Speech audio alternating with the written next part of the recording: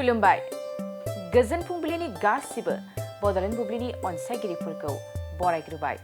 दिनै 9 एप्रिल मंगलबारनि फानजामुथिखौ फरायथिनो लादों आं खिलिखां ब्रह्मआ। फानजामुथिनि गिबियाव दं मेष राशि। गोसोआव गोग्गो आरो गोथार साननाय फैगोन, गोजोनै थानो हागोन, मोजां सान। वृष राशि। गोरोन्थि हाबा मावनानै साजा मोननांनो हागौ, दुखु दाहाजोंनो साना बारलांनो हागौ। मिथुन राशि। नोंथांनि जाफुंसारनायाव बिदाया जोबोरैनो खुसि जागोन, बिदा फंबायनि सोमोन्दोआ गोरा जागोन। कर्कट राशि। गोबावनिफ्रायनो नाजानाय थांखिया जाफुंसारनो हागौ, बिमानि सुखु फैगोन, मोजां सान। सिंह राशि। लामा दावबायनायाव खैफोद सोमजिनो हागौ, एसे खेल लाना थानाया गाहाम जागोन। कन्या राशि। नोंथांनि साननाय हनायफ्रा जाफुंसारनो हागौ, रंजा खुसिनि सान जागोन। तुला राशि। माबा मोनसे खामानिनि जाहोनाव थांलाय फैलाय खालामनांनो हागौ, देहाखौ जोबोरैनो मेंखांनाय मोननो हागौ।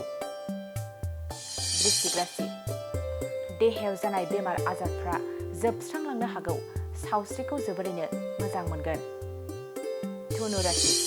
धोरोमनि बेरेखायै माबा मोनसे पाप खामानि मावफ्लांनो हागौ, न'खराव सान्थि गैयै जागोन। मकर राशि। रांखावरिनि बिथिङाव गोग्लैसोनो हागौ, न'खराव सुखु गैयै जागोन, गाज्रि सान। कुम्भ राशि। बिब' बिनानावनि गेजेराव अनलायनाया बांगोन, मोजां सान जागोन। मीन राशि। सुथुरा नोंथांनि मोजांखौ नुनानै हिंसा जानो हागौ, सांग्राङै थानाया गाहाम जागोन। दिनै सानसेनि राशि फरायथिनायाव एसेनोसै। आसा खालामो नोंथांनि दिनैनि साना मोजाङै मोजां थांगोन, बेखौ बड'लेण्ड बुब्लि नखरनिफ्राय मिजिंथिबाय। गोजोन्थों। मोनसे गोजोनथाव फोसावथाय। बैसागु फोरबोनि रंजाथाइ समावनो फरायसा आरो फरायसुलिफोरनि थाखाय बावखुंग्रि फोरबोआ लानानै फैदों मोनसे बादायलायनाय।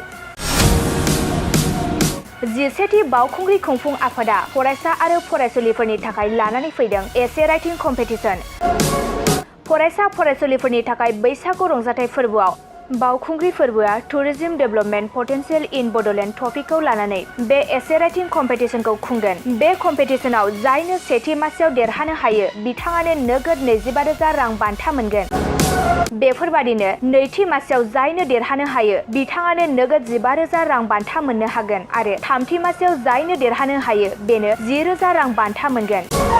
बावखुंग्रि फोरबो खुंफुं आफादा बादायगिरि फरायसा फरायसुलिफोरनि थाखाय माखासे नेमखान्थिफोरबो होखादों। बेफोर नेमखान्थिफोरनि गेजेराव दं सासे फरायसा बादायारिया 18 बोसोर बैसोनि गोजौआव कलेज एबा इउनिभार्सिटि फरायनाय जानांगोन आरो बे फरायसा बादायारिया बिटिआर ओनसोलनि जाथारनांगोन आरो बादायारिया बैसोनि फोरमान बिलाइ जेरै 10 थाखोआव फरायनाय एडमिट कार्ड एबा आधार कार्डखौ जमा होथारनांगोन। फरायसा बादायारिया गावनि जानबुं नाम्बारखौबो होफानांगोन आरो बे एसे राइटिं कम्पिटिशनाव इंराजि एबा बर' रावजों 800निफ्राय 1000 सोदोब लिरनांगोन। फरायसा आरो फरायसुलि बादायारिफोरनो बेखौबो मिथिहोनाय जायदि फोरमान बिलाइ जमा होनाया फैगौ 10 एप्रिलाव जोबथा जागोन आरो बे एसे राइटिं कम्पिटिशननि फिथाइखौ फैगौ 12 एप्रिलाव फोसावगोन। गोबां बाथ्रा मिथिनो थाखाय 9678278934 9395532495 जानबुं नाम्बारनि गेजेरजों खौरां लाहरनो हागोन।